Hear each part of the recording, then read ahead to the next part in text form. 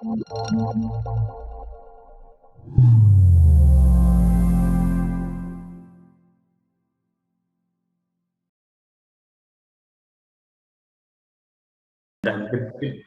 morning from sunny Singapore here. It's 6:30 in the morning, so forgive me. I've got my coffee ready to go. Really nice to meet all of you guys. British Columbia is one of my favorite places in the world. Been there many times, and yeah, looking forward to sharing some tips and tricks about what goes on in this wonderful region of ours here in Southeast Asia.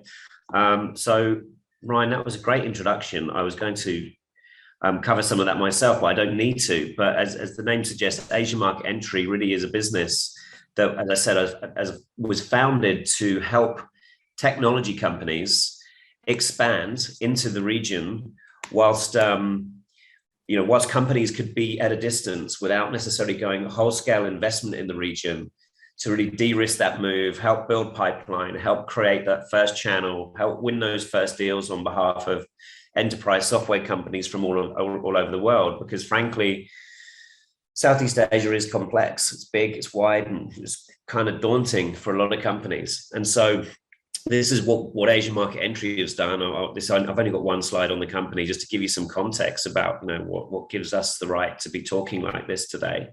Over those last 6 years, founded in 2016, we've become Microsoft's geo expansion program partner for Asia. So if you're a co-sell ready solution on Azure and you're familiar with that program, that we're the handler for that over here in APAC. We're very close to a number of trade agencies and associations, including the Canadian Commission, I might add, as well as various other trade agencies from around the world. We have a number of customers, both large and small, ranging from startup to scale up to even some of the large tech firms. Really trying to fill in a number of gaps across 4 core solution areas, helping companies with go-to-market advisory, helping companies with tuning up their marketing message so that it lands correctly in this region. We help companies build out their channel and in some cases build out their partner programs and partner enablement. And then ultimately we really measure ourselves on helping companies build their first deals in the region. We're accountable to revenue at the end of the day. So that's enough about us. So let's talk about the region. And I don't really want to spend too much time today talking about a geography test about what Southeast Asia is.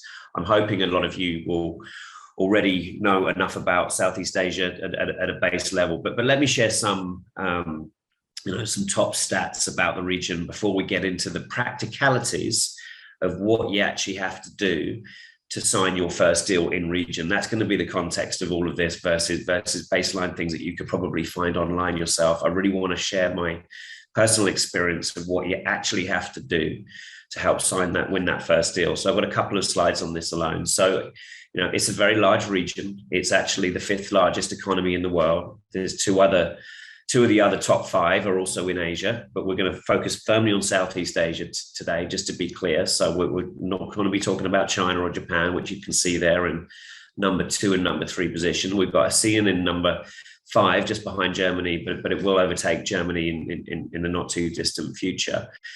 There's 11 countries in Southeast Asia, if you add them all up. That includes Timor-Leste in Indonesia. The rest of them you might be a bit more familiar with.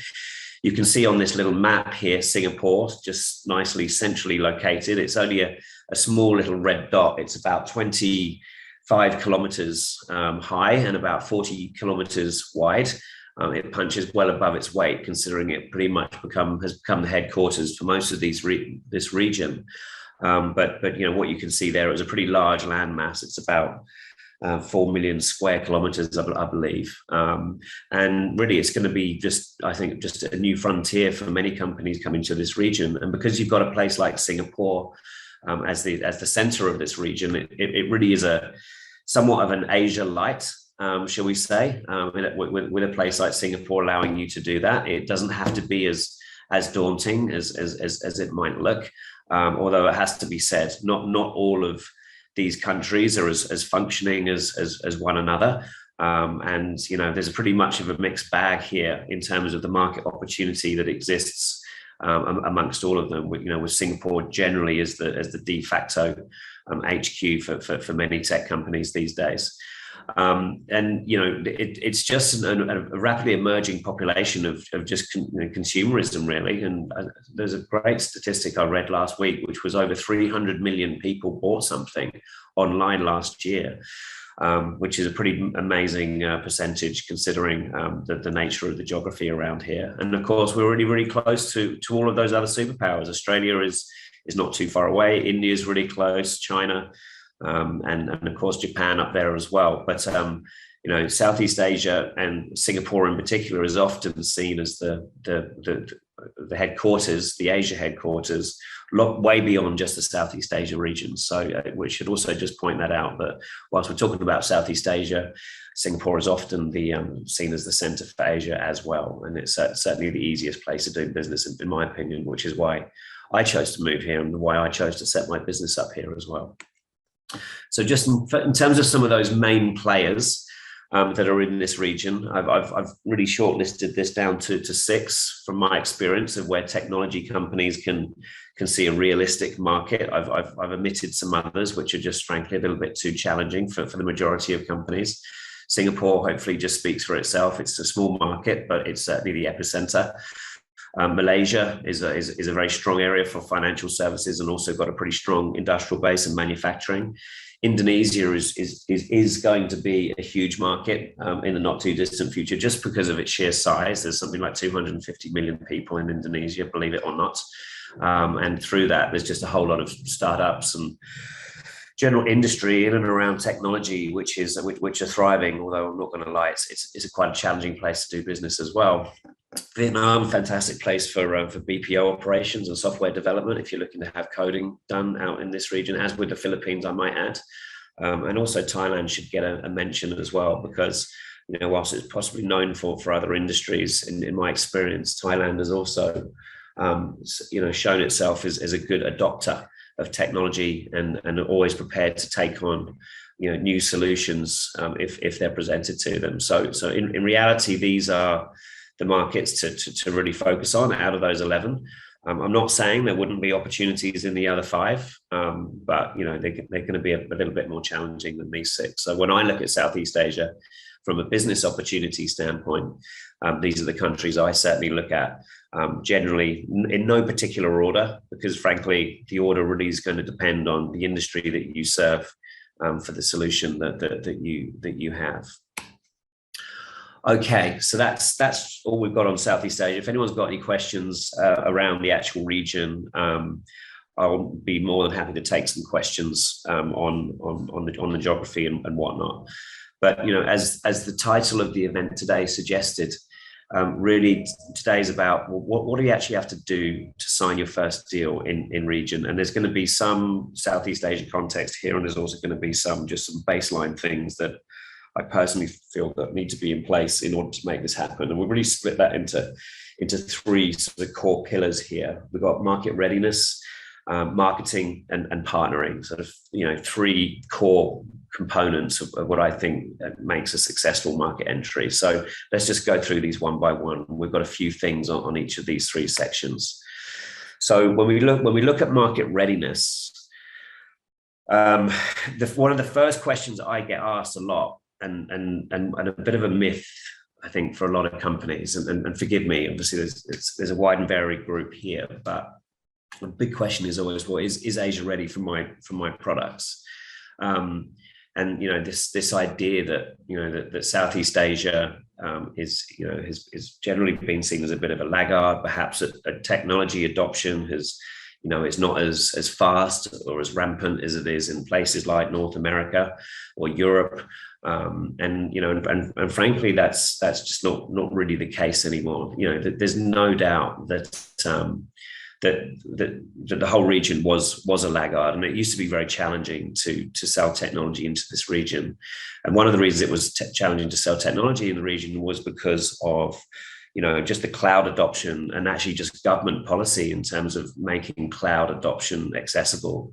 But now, if you look at the cloud readiness assessment, which is released annually, the region in general rates pretty highly. Certainly, Singapore does, and the different other countries are moving at slightly different paces. But the long and short of it is that it's simply no longer a laggard when it comes to this. And it actually is explained by the fact that, for many, many years, many international vendors just kind of ignored this region. It was always just seen as a little bit too complicated. Companies just didn't really want to look at it, because they just put it in the too hard basket while they focused on their home markets, understandably so. But that's clearly changing now. Globalization and just generally just the emergence of e-commerce really sort of driving everyone just absolutely doing everything using technology on a daily basis now. And so the good news about that is that it can be a little bit challenging in some countries, but is the region ready to adopt? It probably is. However, with the wide and varied nature of the region, some of it is going to be dependent on the industry that you serve and the technology that you serve. But as a large stereotype, it's definitely all systems go in this region, as I said, using Singapore as a hub. So when we look at just some of the corporate considerations, and I appreciate some of you might already be out here, so we've probably got about 15 or 20 topics here, but nonetheless, these are all sort of key pieces that just to be aware of when you're setting up. There's lots of different types of company that you can set up when you're over in this region. We're going to be focusing on the business development side of things here, but this is nonetheless a key component because you need something legal to trade. You do need to allow for time like bank account setup and working capital. This is something that comes in various countries here, but it can easily take 3 to 6 months due to anti-money laundering rules that are in this region. So if you do have rules, or if you do have plans, just take that into account. When it comes to employment model and payroll method, there's also a number of emerging methods in which you can hire. So of course you can hire your own team through your own entities, but you can also go to professional employment organizations, PEO, to look at that as an option if you don't want to deal with the red tape of all of the different countries that are in this region. And they'll also take care of the payroll side of it. And you can also use third-party agencies, of course, like ourselves. I should point out that visas in this region, especially for Singapore, are becoming increasingly difficult because the region in general is really trying to promote jobs from within. Because it's generally been known for expats being over here and taking all of the jobs, and the government's very clearly trying to change that. So if you're thinking about moving over here, don't assume that that's just going to happen. There's a lot of red tape to that, and it can easily take quite a lot of time. Also, don't underestimate the relocation costs and the salary costs that are over here, especially again here in Singapore. Apologies for the bias on Singapore. It is the center of the region, and I happen to be based here, so that's where most of the context is. But there's a very real inflation problem here at the moment, and that goes straight into salary levels as well. And because of that, there's also just a very real war on talent. Hiring is really, really difficult at the moment with all of the technology companies from around the world. All of the tech giants, they're all here. All of their headquarters are in Singapore. This is supported by a whole number of domestic startups, which are, unicorns in their own right. And as a result of that, just there's simply too many jobs for the amount of talent that's in this region, certainly in this country. So just bear that in mind and just understand that it's going to be difficult to hire. And when you do hire, you're probably going to have to pay more than you might have expected to initially when planning it. It's changed a lot in the last 6 months. The next piece here is to then, of course, just define what the selling approach is in terms of how to actually go to market. And there's obviously a number of methods here. There's a traditional direct selling method of just having your own team here and selling yourselves. There's a method, of course, of just buying online. And then, of course, you can also use third-party agencies as well, as I said. However, a lot of today's session is going to be really around this premise of partnering and the need to partner. And I really make a strong point here because, I've seen a lot, and especially companies in North America generally haven't always come from a strong partnering backgrounds, and that's because generally in North America you don't need partners as much as you do in other regions. But the nature of this region means that partnering is essential. And partnering is also split into different types of partnering. There's reselling, there's distribution, there's capability partnering through an OEM, and then there's also referral partnering. And so, that's just a key pillar of what has to be defined to be successful in this region. I personally feel that unless you partner, you're going to find the region very, very challenging, just because of the challenging and disparate nature and the languages and everything else that are here. The other hard truths of it is that when we're looking at winning first deals in this region, we have to ask companies to ask themselves some hard questions, and that is, well, are you actually honestly ready? We see all sorts of companies coming to this region because they see the shiny thing over here in Asia, and it most definitely is shiny, and there's a huge amount of opportunity here. But it's really easy to go knee-jerk and say, right, well, let's just go and do that because it just seems like a good idea because of the opportunity. But there's actually a lot of things that you have to have in place before you can even start entertaining some of those conversations. And the first one is, well, do you actually have the exec support? The last thing you want to do is go out to this region and then find that when it comes to actually putting some actual resources behind it, that actually the C-suite or the board, moreover, I just simply don't agree, and then it turns out that your business development people have just been going ahead and doing that somewhat in isolation. It really needs that board approval up front. Also, are your contracts Asia ready? Do you even have partner contracts in place so that when you actually entertain partnership conversations with companies in this region, that you actually have something to transact with? And that's actually ready for the local regulated market, across any number of those countries that you plan to trade in. Is your content localized? And I'm not talking here about translating materials into another language. I'm talking about have you actually understood the material that you have actually needs to be adjusted so that it's relevant to the audience here and actually addresses the pain points that exist in this region, not just at a translation level. Do you have enough case studies at home to support the story that you've got evidence that you can also do that here? Also, do you have the resources to support the territory over here in terms of people, and that includes back office?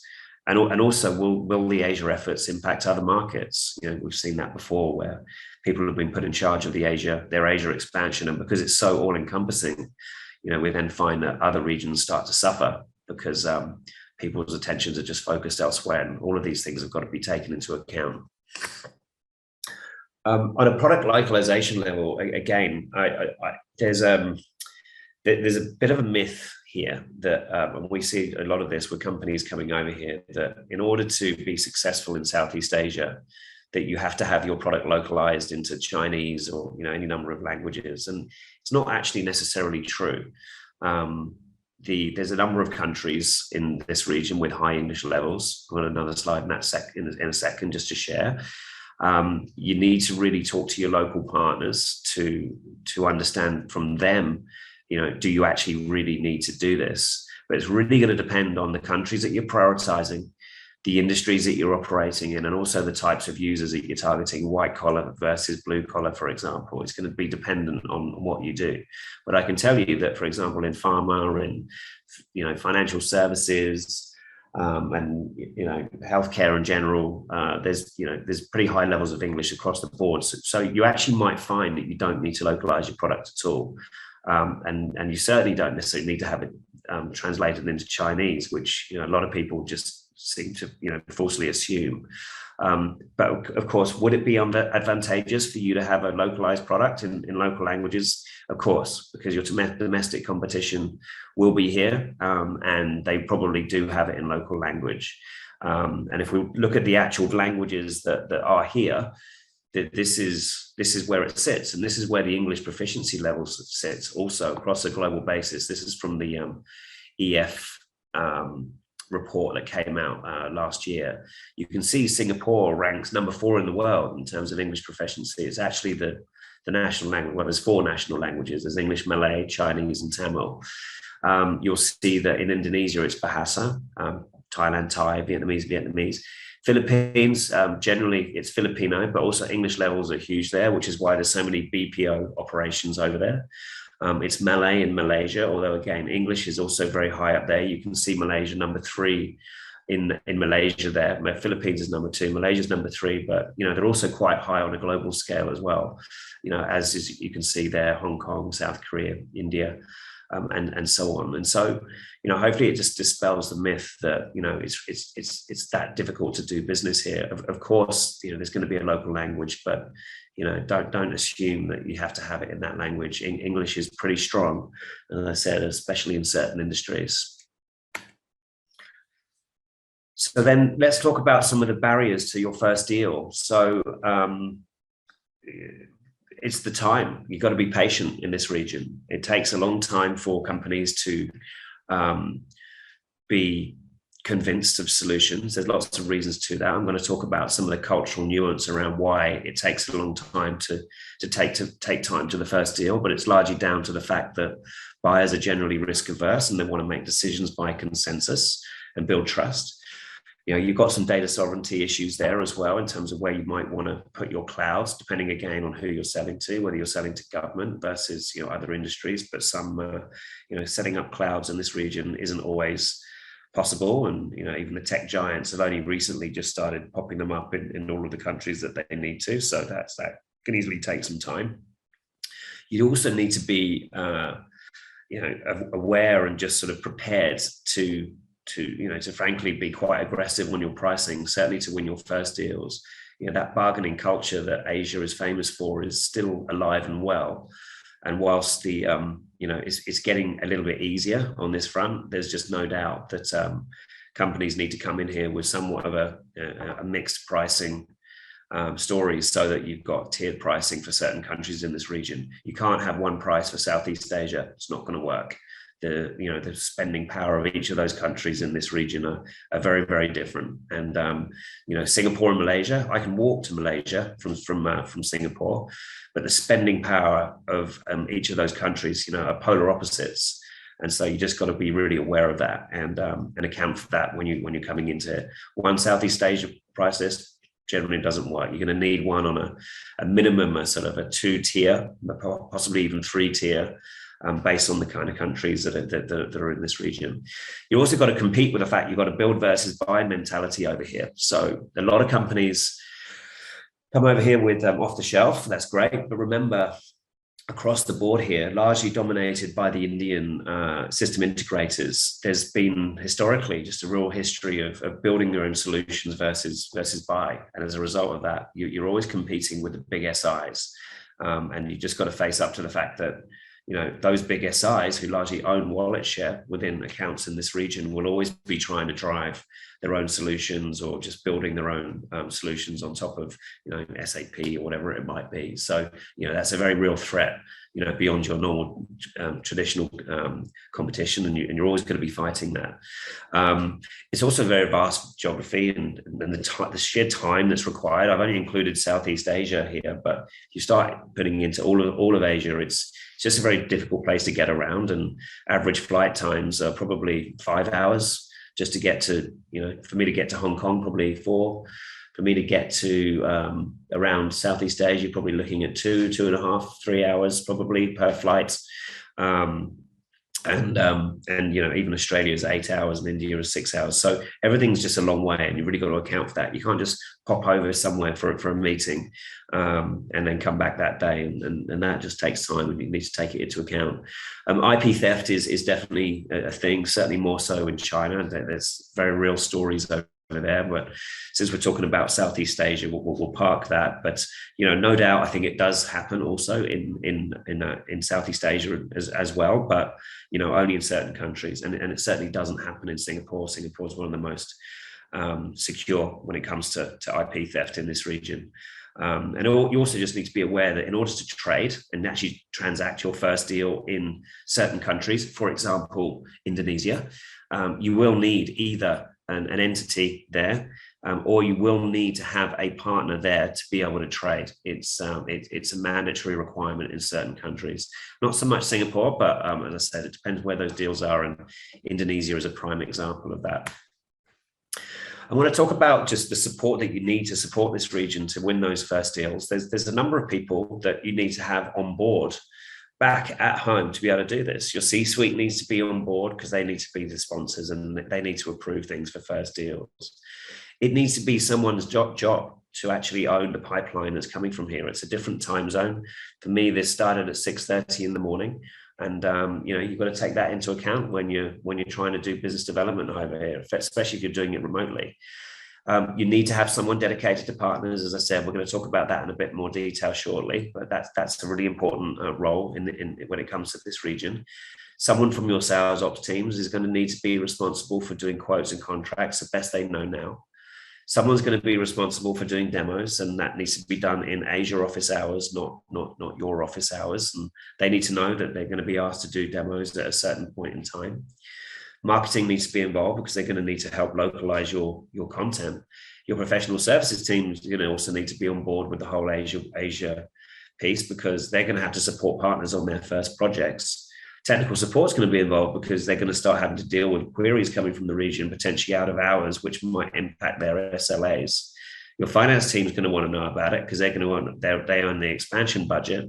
Your legal is going to have to get your contracts ready so that you can actually start transacting deals in this region locally. And also your product development team's got to learn to listen to some of the requirements that are going to come from this. And they might not always agree, but the best job of a product development when it comes to this region is just to listen to the partners and not assume that they always know best. All right, so that's on the readiness side. Let's talk about some practical examples of how to go about marketing and landing your message in the region. So really important point here that, see it all the time, that companies come in and they just say, hey, we've got an Asia marketing story, and they come in maybe with a global message, or they maybe even just come in with just an Asia message. It doesn't work. Countries in Southeast Asia must not be painted with the same brush. As we mentioned before, there's 11 unique countries in Southeast Asia. They have many unique cultures just within the countries alone. In some cases, they've got hundreds of different languages as well. And moreover, when it comes to tech, there's actually a number of different pain points that they might be addressing that may or may not be relevant to you. And it certainly might be a very different use case over here than it is for you. But a great example of a customer of ours came over.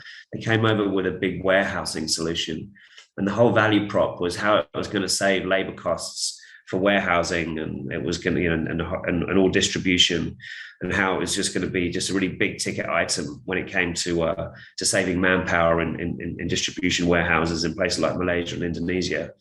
Well, guess what? Labor was quite cheap when it came to that over here in this region, and it just wasn't a pain point that landed, because it wasn't really a pain point. I mean, okay, it was, we wouldn't dismiss it, but frankly, there were much bigger pain points for that particular company to focus on instead of the traditional one that they were selling on in their home market in the United States. And so it was just one small example of how, when you localize your marketing message, you really need to listen to all of those different countries once you prioritize which ones you're going to go into, and then make sure your marketing message talks to the pain point in that particular country. And do not assume for a second that the pain point that you're selling on back at home is the same pain point here. Like I said, we see this all the time, especially when it comes to places like Singapore and our neighbors in Malaysia and in Indonesia. By and large, the best practices, you really kind of have to have a different message for each of those places. You need to show that you care individually about each of those countries, and frankly, treat each country with the same respect that if a company was coming to Canada, you'd want to see some commitment and representation of how that company was going to help you in your region and show they were committed to Canada, right, and not just perhaps North America in general, as an example. Same thing here. The difference here, of course, is that there's 11 countries that all want to see that you're committed, and your marketing really needs to reflect that. And so some of the ideas that you can go about and to do that is you can localize your website. And examples of this would be just some geolocation, so that if you're in region, you can see that you've got a Malaysia landing page or a Thailand landing page. And within there, you've got local imagery and you've got local vernacular and local, local language, local case studies. Ensure that your white paper, you've got white papers in there that you can be seen as a thought leader and an educator. In Asia, buyers are generally very hungry for education, largely because they've been neglected for many, many years. And so you've really got an opportunity in your shop front to help create white papers, to help create thought leadership through blog posts and articles. And if you haven't already got your first deals in this region, they're going to want to see case studies and pedigree. If you don't have that, then the best way to go about that is by creating thought leadership through white papers and these articles. You should also just be aware that you need to adapt your lead generation methods for different countries. Not everyone reacts in the same way, depending on whether it's telephone or email or social media. There's different social media platforms over here. Some adapt better to telephone than email, for example. And you just got to also take that into account as well. And also even in your ad design and Google ads and LinkedIn ads and things like that, even down to the linguistics and the local imagery or even graphical design of your ads, it really needs to be taken into account, because different countries have just got different ways in which they like to consume. As an example, in Japan, I appreciate we're talking about Southeast Asia, but in Japan, they like anime as a general way in which to consume ad content. So this is the kind of level of detail that you really got to go to here to really land your message. And as I said, really be very clear on the fact that if you're going to target 4 countries in this region, let's say, you have 4 different messages, and each of those messages treats those countries as their own, because they're all massive countries in their own right. You should also look to add some Asia context to your case studies that you've got at home. First of all, you need case studies. It's a really important thing that you've got that, and you've got case studies at home which can hopefully tell the story about how companies use your product. But where possible, you really need to Asiafy them, right? Create some link. You'll be surprised if you talk to your customers, they might already have users in this region. And if they don't have users, well, perhaps they've even got some offices, and you can always reflect that in your stories, right? And you can also, even in the absence of your customer, of having actual users here, just create a tie-up somehow. They might have a partner, there might be some recent M&A, it might be a plan to do something in Asia. But adding that Asia context when you're going to come in here and try to establish credibility to get enough trust that you're going to win that first deal. It's a really important step. And frankly, even if you don't have any of those links that you want to create, then you can still always create a piece of collateral or a video or something that says why our solution is important to you. Not at a Southeast Asia level, remember, at a domestic level, at a Malaysia level, at a Singapore level, at an Indonesia level, whatever the countries are that you prioritize. It's all possible. So just because you don't have case studies, it's nothing to be afraid of, but you just got to, put your thinking hat on and say, well, okay, what can we do? And then, as I said, really talk about the pain points that this region cares about, not necessarily the region that your home region cares about. It's a really important thing. And then the other thing, of course, because of the distance, and obviously we haven't been able to travel in the last couple of years, if you can't go out and tell that story yourself from a traveling point of view, either it's too far, time zones and COVID, of course, you really got to start using video. Video is really well managed and well consumed here, largely because everyone's on their mobile phones all the time. But if you want to humanize your message and get companies in this region to get to know you, just videofy everything that you do. And then on a partner marketing side, start really thinking about how you want to market to partners and, create a message that you can actually get to partners, to tell the vision of how partners can help build their business by using your solution to help grow their business. You may or may not have this already, but it's going to be a nice segue to my final section of today, which is partnering. So moving on. So let's talk about partnering in Asia. It's absolutely essential to be able to partner. If you don't have a partner program already, I would suggest you start building one. The region is simply too big and too vast and too diverse to be able to do this yourself. And there is a reason why all of the tech giants of the world generally generate most of their revenue through the channel. Microsoft, I think, is up at 98% of their revenue. Their 150 odd $1 billion goes through the channel. And it's the same with most of those tech giants. And the reason is because, of course, partners offer scale. And it's no different in this region, but even more important in this region because you've got those 11 different countries. You've got to get to all of those places. And if you can't build those relationships yourself, or if you've only got a small team in this region to be able to do that, they're just never going to be able to cover that ground. It's simply too big. And that doesn't take into account the wider Asia area of India and China and Australia and Japan and everywhere else. So, frankly, I'm very firm on this when it comes to enterprise software companies. You simply have to partner. And it's sometimes a novel concept for companies from North America, especially the American companies. Because they simply haven't had to do it before, and understandably so.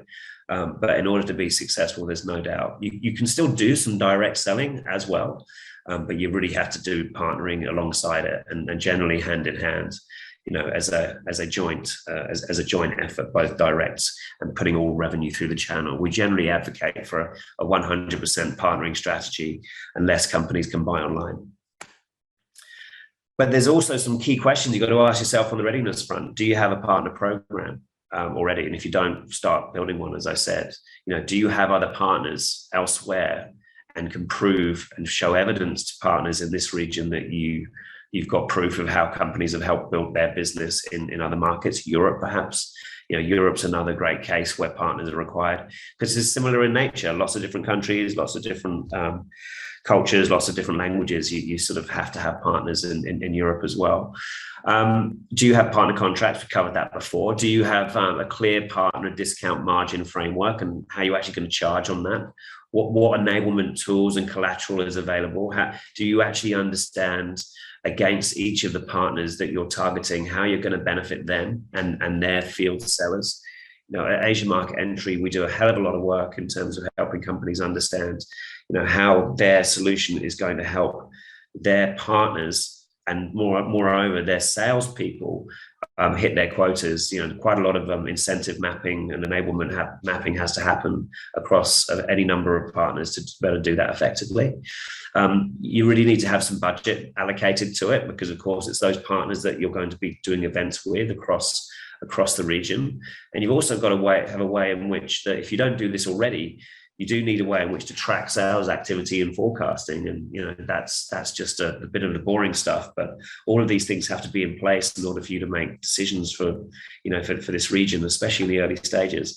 And also another piece is that when you're at such a distance coming to this region, we also advise that if you've already got some existing pipeline in this region, you really need to start thinking about donating some of the inbound pipeline that you get to local partners just to get them up and running.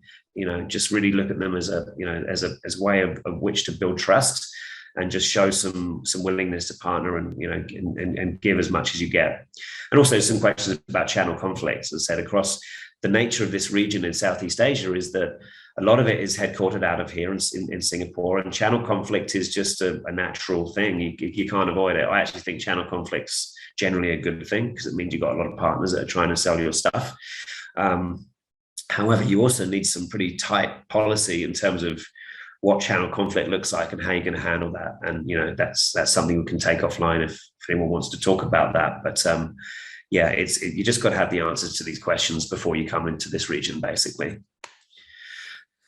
So then when we talk about the partner enablement, what are we talking about for this region? Well, we're talking about sales and really going down into the sales level incentive mapping of what drives a salesperson to actually go talking about your solution in this region. The nature of the time zone to Canada means that you can't just come over and sign a partner and just assume that they're going to go out and do business development on your behalf. I mean, they might, but really, it doesn't stop at the point where a reseller agreement is signed or a distribution contract is signed or even a referral.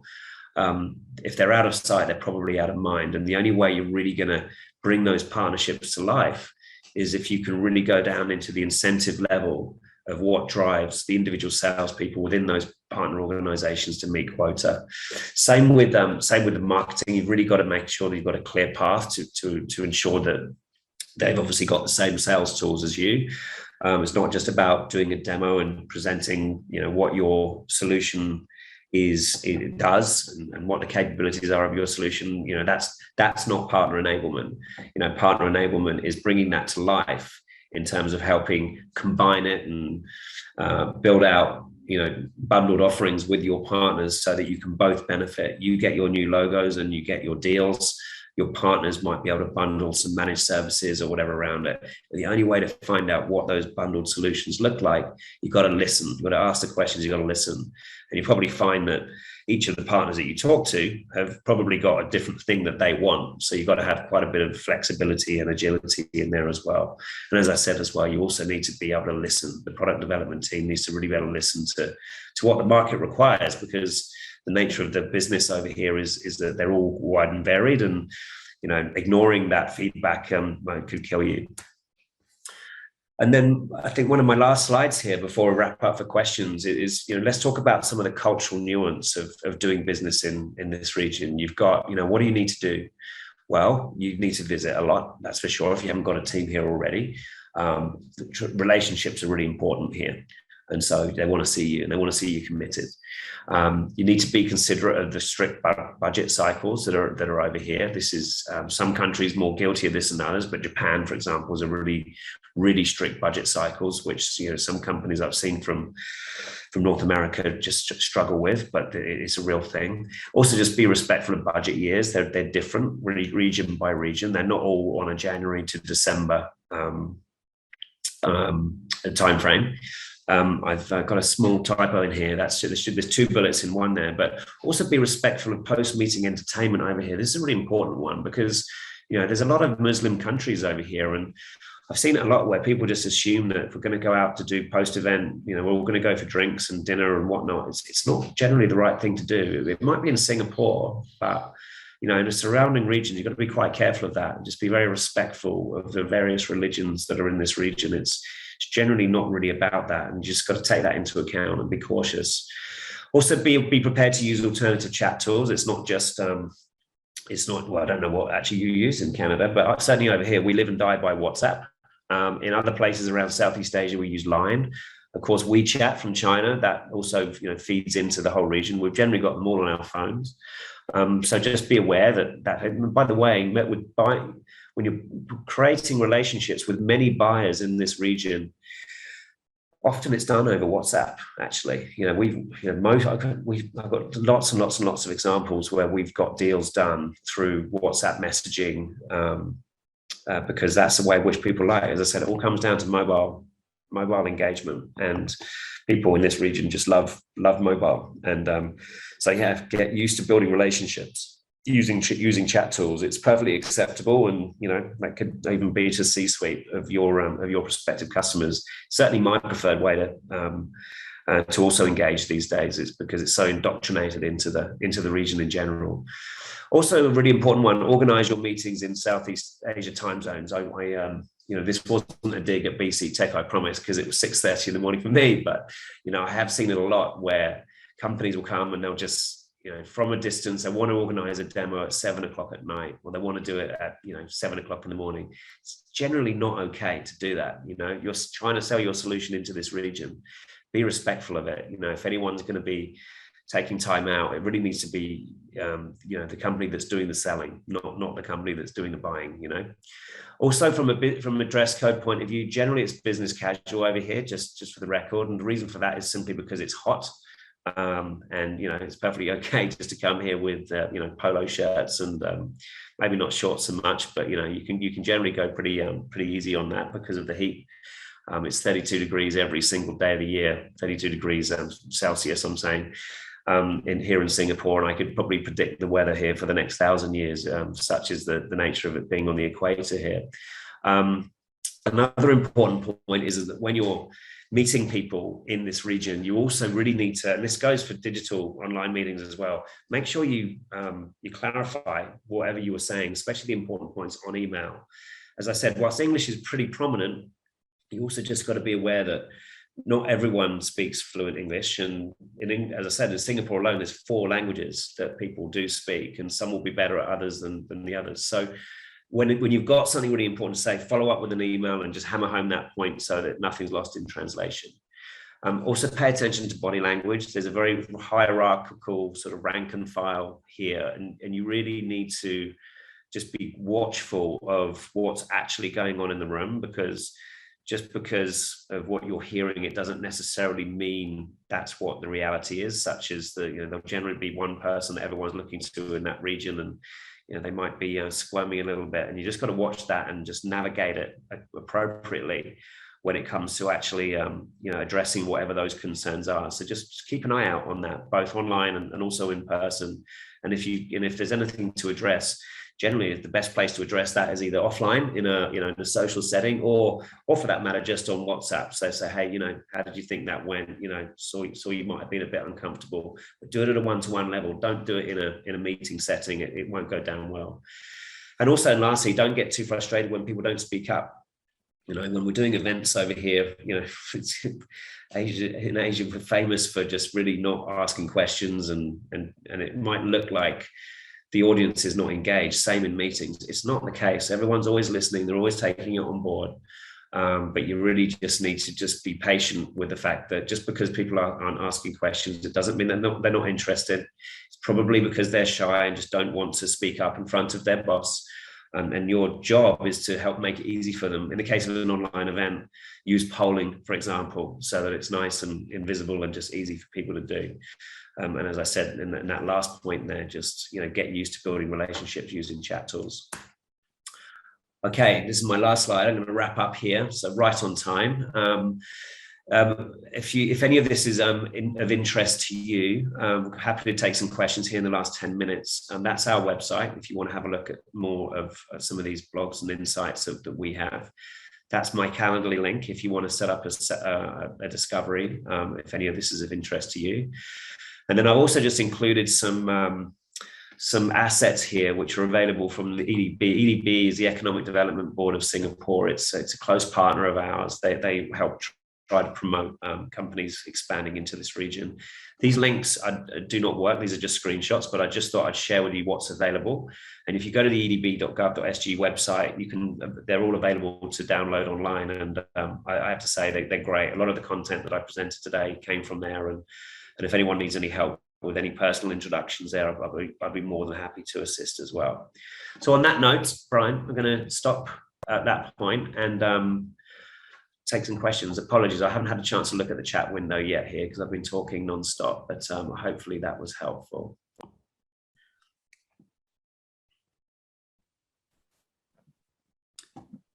Oh, that was great, Steve. Not sure if you've had a chance to look at the chat. Not yet. Let's do it now. Okay. So I'll just read them out to you and you can jump in here. So on average, how long does a first deal take to complete in the market? Good common question. Probably 1 to 2 years, realistically. I mean, there are exceptions to that, and you can definitely do it before, especially if you've got existing pipeline and you've already done some of the heavy lifting beforehand. But generally, from first step and first lead generation telephone call to first transaction, yeah, certainly at least a year. It's got to plan for that. Got to be patient. Okay.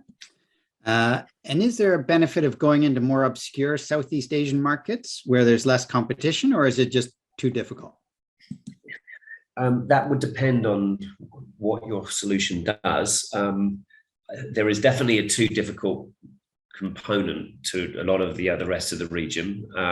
However, of course, you also get first mover advantage. So it's going to be dependent on where you're at, right? We in our company, we represent a host of companies in all sorts of weird and wonderful industries, in mining and finance, in energy. And as a result, we end up doing amazing amounts of business in the most strangest of places, including places like Mongolia, for example, because it happens to be big on geospatial subterranean mining, as an example. So hard to say. It's kind of dependent on what you do, what the domestic market looks like there.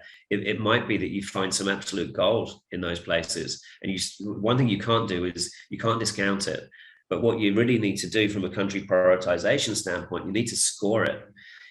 Before, when you're coming to the region, you've seen there's 11 countries there. That's just in Southeast Asia. Across Asia, there's by the atlas, there's 49 countries, right? And so where do you go first? And generally, we'd always recommend that companies start with sort of 3 at a time, if that. I mean, it depends on the size of your team. And you might be surprised. I mean, Singapore, everyone thinks Singapore is just great. And by the way, it is from a logistics and just from a general setup and this comfortable way of life here, but it's actually a really small market. And I personally find it quite difficult to sell solutions in Singapore. It doesn't mean that I don't want to be here, but in many cases the other markets are a lot bigger. And so but again, really dependent on what you are, on what your solution does, and you have to score it according to your own criteria, and whatever comes out the bottom as being the priority markets, go for them, and you might be surprised which ones they are. Right. And what's the perception of Canadian technology in Southeast Asia? Does it have a brand recognition at all? Yeah, it does. I've personal experience working with both IDC and Canadian Commission, and there's no doubt. Canada in general is just well received, right? Nice people, beautiful. Lots of people visit there from here as well. So I think just generally as a brand, Canada is very, very well regarded for sure. And with that, I think the tech comes with it. Is Canada known for its technology in this region? I don't know. Possibly not. But you can definitely use that Canada brand to your advantage, because it's definitely seen as favorably, and you should be proud of that. Great. And maybe last question, and you may not be familiar with the other side of this question, but is your sense that deals take longer in Southeast Asia than they would in North America? Yes, 100%. So if you think about that risk-averse nature of this region, so I've got a theory about this, but basically, if you look at the way in which people move through their roles here, they often stay in jobs for a very, very long time, and you'll often find that CIOs and buyers and generally management positions have been in their company for 20 plus years, and over time they've all moved into their respective management positions, and they've got there because they're loyal. They haven't wanted to move. They're risk averse, and they've got there because they've both been loyal, but they've also been quite conservative and cautious. They've not wanted to go to other places and make a big impression. North America is very, very different. People jump 3 years. They want to go there. They want to make decisions. They want to drop the mic and then move on to the next role and better themselves there instead. Doesn't really happen over here. I mean, it's changing as technology booms. There's way more job hopping now than there used to be. But I think it's a pretty good explanation as to why that happens. And as a result, people don't want to make mistakes. They don't want to get fired. And they know that they want to stay there for a long time. And if that means change is slower, then that's okay.